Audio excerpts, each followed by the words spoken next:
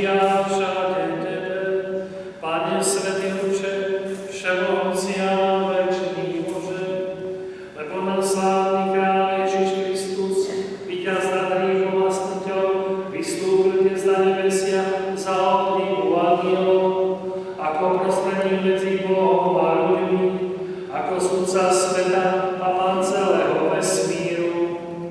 Vrátim sa k Tebe, aby nás nechal v našom biednom položení, až aby sme mali pevnú nádej, že sa ako dý od tela dostaneme do nebeskej vlasti, kam nás predišiel ako naša hlava a povodca našej spásy.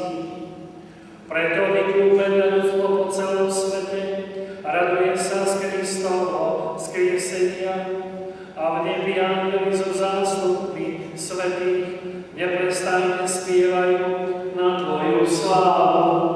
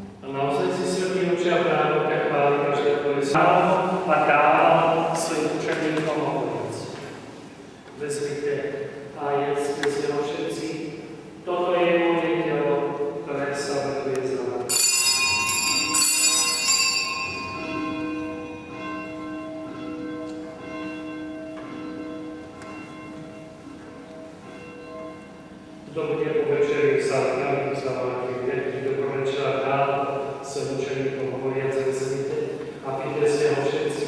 Toto je Pani moje krvi, ktorá sa vylieva za vás i za všetkých na odpustenie hriechov. Je to krv nové a večerné zmluvy, ktorá robte na moje krvi.